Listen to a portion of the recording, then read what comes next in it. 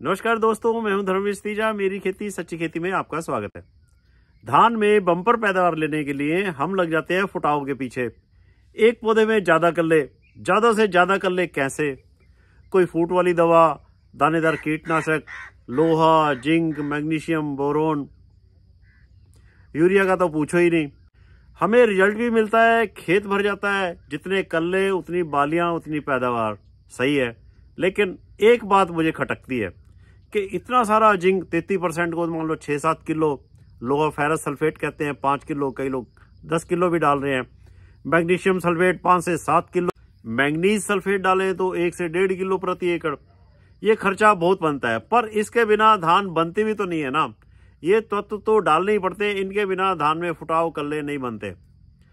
पर आज की मेरी वीडियो का टॉपिक ही यही है कि क्या कम मात्रा में जिंक, फेरस, मैग्नीशियम, बोरोन लगभग 10%, 10वां हिस्सा डालने से, कम मात्रा में डालने से, प्रयोग करने से उतने ही कल्ले फुटाव प्राप्त हो सकते हैं, बम्पर पैदावार प्राप्त हो सकती है। हाँ, हो सकता है, बस तरीका और समय का फर्क डालना है। काफी खर्चा बच सकता है। मैंने इस बात पर काफी पढ़ाई की, खोज की, इंटरनेट पर भी सर्च किया, बुक्स भी, कई यूनिवर्सिटी के लिटरेचर पढ़े, तब इस नतीजे पर पहुंचा हूं। सारी बातें जो है ना, फैक्ट्स के ऊपर, वैज्ञानिक जानकारी के ऊपर करूंगा कि कैसे और क्यों हम कम खर्च में भी भरपूर कल्ले प्राप्त कर सकते हैं, भरपूर बालियां बम्पर पैदावार प्राप्त कर सकते हैं। सारा गेम है ना जो, वो जमीन की पीएच वैल्यू पर, और जो न्यूट्रिएंट्स हम मिट्टी में डालते हैं और कितने % वो पौधे की जड़ों द्वारा पौधों को मिलते हैं, फसल को मिलते हैं। असल में जो न्यूट्रिएंट्स हम डालते हैं वो फसल को बहुत कम मिलते हैं। जरा गौर से और ध्यान से सुनना और देखना। ये बातें आपको कोई कंपनी वाला, कोई दुकानदार नहीं बताएगा, कोई भी नहीं बताएगा। इस डायग्राम में आपको बिल्कुल क्लियर हो जाएगा कि कितनी पीएच पर कौन से तत्व पौधों को मिलते हैं। डालने पर भी कई बार नहीं मिलते। यहाँ पर आप देख रहे हो 7 पी, यहाँ पर 7 से नीचे जो है एसिडिक हो जाती है और 7 से ज़्यादा एल्कलाइन क्षारीय हो जाती है। ये 8 पीएच और ये 9 पीएच। 8 के ऊपर नाइट्रोजन तो मिलती है, 8.5 के बाद नाइट्रोजन भी मिलनी कम हो जाती है। फास्फोरस जो है 8 और 8.5 के बीच में कम मिलनी शुरू हो जाती है। पोटाशियम जो है 7.5 से लेकर 8.5 तक कम मिलती है। ये 8 पीएच है और ये 9 पीएच है। मेनली दिक्कत आती है आयरन में, फेरस में, जो लोहा बोलते हैं। ये 7.5 के बाद जो मिलना तो बिल्कुल ही बंद हो जाता है। मिट्टी में आप चाहे जितना मर्जी डाल दो, फेरस सल्फेट आपको पौधों को बिल्कुल नहीं मिलेगा। अच्छा, मैंगनीज़ की बात करें तो 8 के बाद मैंगनीज़ मिलना भी बहुत कम हो जाता है।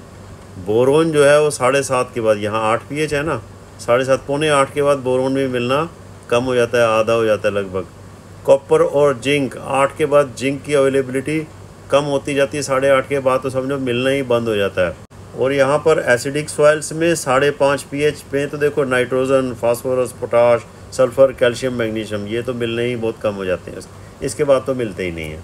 चिकनी मिट्टी आमतौर पर क्षारीय होती है, इसका पीएच 7.5 से 10 होता है या उससे अधिक होता है। क्षारीय जमीनें हैं उनके अंदर कैल्शियम और मैग्नीशियम ज़्यादा होता है, पहले ही ज़्यादा होता है।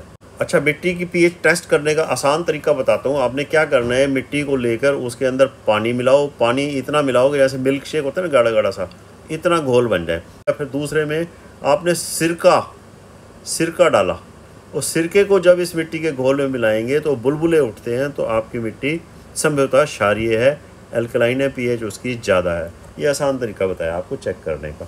अच्छा, अब जो है ना असली बात पर आते हैं। जब जिंक, लोहा, फेरस बोलते हैं, मैंगनीज, बोरोन ज्यादा पीएच वाली जमीन में डालने पर पौधों को बहुत कम मात्रा में मिलते हैं। वैज्ञानिकों को तो ये पता है पहले से, तभी वो इनकी मात्रा बढ़ाकर हमें कहते हैं कि आप इतनी आप मिट्टी में डालो। भाई, जीरी को इतने जिंक 6-7 किलो 33% वाले ही जरूरत है। कुछ तो पौधों को मिलता है, कुछ ऐसे ही मिट्टी में फिक्स हो जाता है। हमारे खर्चे बढ़ रहे हैं, महंगाई पहले ही बहुत ज्यादा है। अगर हम इन न्यूट्रिएंट्स को, माइक्रो न्यूट्रिएंट्स को स्प्रे के रूप में डालें तो सिर्फ 10% ही डालने पड़ेंगे। देखो, धान में स्प्रे करना बहुत मुश्किल होता है, पर फिर भी फायदे में रहेंगे। खर्चा आधा ही होगा, स्प्रे का खर्चा मिला लें तो भी। स्प्रे के लिए आजकल बेस्ट टेक्नोलॉजी के प्रोडक्ट्स उपलब्ध है। जिंक जो है ना ऑक्साइड के रूप में उपलब्ध है, आयनिक जिंक भी उपलब्ध है, चिलेटेड जिंक भी उपलब्ध है, आजकल तो चिलेटेड फेरस भी उपलब्ध है। आयनिक फॉर्म में जिंक जो है ना डिवेनो जिंक के नाम से मौजूद है, मैग्नीशियम डिवेनीज के नाम से है, और फेरस जो आयरन बोलते हैं जिसको, नैनीरोन के नाम से उपलब्ध है। अच्छा, मैग्नीशियम की बात करूं तो आपको पता है मैग्नीशियम जो है ना, जो हरापन जो होता है ना पत्तों के अंदर, क्लोरोफिल कहते हैं, क्लोरोफिल का एक पार्ट है। अच्छा, चिलेटेड की बात कर रहा हूं। जो चिलेटेड फॉर्म में आपको जिंक या फेरस मिलते हैं, इनके कण इतने सूक्ष्म होते हैं कि कम मात्रा में भी कमी की पूर्ति कर देते हैं। पत्तों में जो मौजूद स्टोमेटा होते हैं ना, जो खुलते हैं, बंद होते हैं, छोटे छोटे छिद्र होते हैं, उन्हीं के द्वारा ये जो भी न्यूट्रिएंट्स हम देते हैं पौधों में घुसते हैं और जल्दी उनकी कमी को पूरा करते हैं। चिलेटेड की तो ये बात होगी। लेकिन ऑयडिंग फॉर्म जो है ना, डिवेनो जिंक है, डिवेनीज है या नैनीरॉन है, इसके कण जो है ना और भी ज्यादा सूक्ष्म होते हैं, बहुत छोटे होते हैं। 100% जो है ना प्योर फॉर्म में उपलब्ध होते हैं और पूरे के पूरे पौधों को उपलब्ध 100% पौधों को उपलब्ध होंगे। अच्छा, इनका ये जो आयनिक फॉर्म में है, इनको डिवेनो जिंक को आपने 1 ml प्रति लीटर पानी के हिसाब से आपने प्रयोग करना है। इसके साथ आप डिवेनीज भी मिला सकते हो, वो भी 1 ml प्रति लीटर। और नैनीरॉन जो फेरस जो है ना, जो आयनिक फॉर्म में है, वो भी 1 ml प्रति लीटर के 120 लीटर आप पानी यूज कर रहे हो, 140 कर रहे हो, तो 120 या 140 ml प्रति एकड़ के हिसाब से आपने इनका धान में 20 से 25 दिन की फसल में एक स्प्रे कर दें तो पौधों की हरियाली, बढ़वार, फुटाव में आपको 2-3 दिन के अंदर ही फर्क दिखने लग जाएगा। खेत कल्लों से भर जाएगा। मैं तो अपने खेतों में यही कर रहा हूँ। मेरे खेतों की पीएच भी 8 के करीब है, टेस्ट करवाई थी पीछे मैंने। अच्छा, इन जो है ना आयनिक फॉर्म वाले जो माइक्रो न्यूट्रिएंट्स का मैंने अपनी गेहूं में प्रयोग किया था, वीडियो भी बनाई थी, आपको बताया भी था। मेरी गेहूं परमात्मा ने जो 28 क्विंटल प्रति एकड़ के हिसाब से एवरेज दी थी। मक्की में भी प्रयोग किया था। मक्की जो है ना पूरे मेरे सारे गाँव के एरिया में मक्की भी परमात्मा ने सबसे ज्यादा दी है। अच्छा, जिंक ऑक्साइड की बात कर रहा था मैं, जो 39.5% वाला आता है, आप वो प्रयोग करो। वो 2 ml प्रति लीटर पानी के हिसाब से स्प्रे करो। चिलेटेड जिंक आप करते हो तो 100 से 120 ग्राम प्रति एकड़ के हिसाब से आप करो। पानी कम से कम 120 लीटर तो होना ही चाहिए। चिलेटेड फेरस लोहा भी आजकल मार्केट में आने लग गया है, वो भी 120 ग्राम प्रति एकड़ के हिसाब से प्रयोग करो।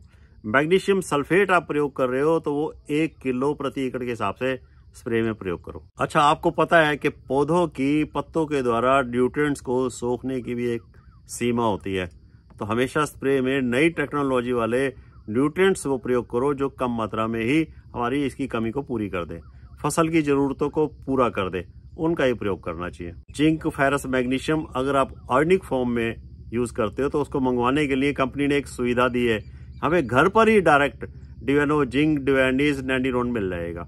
आपको फोन नंबर 8222800618 पर फोन करके या व्हाट्सएप करके आप मंगवा सकते हो। वैसे कंपनी का व्हाट्सएप लिंक जो है ना मैं डिस्क्रिप्शन बॉक्स में दे दूंगा, मैंने भी वहीं से मंगवाया है। अगर आपको मेरा ये प्रयास, मेरी ये वीडियो पसंद आती हो, नई बात पता लगती हो, कुछ फायदा होता हो, तो मेरी इस वीडियो को लाइक करो, शेयर करो, सब्सक्राइब करो। Thank you ji.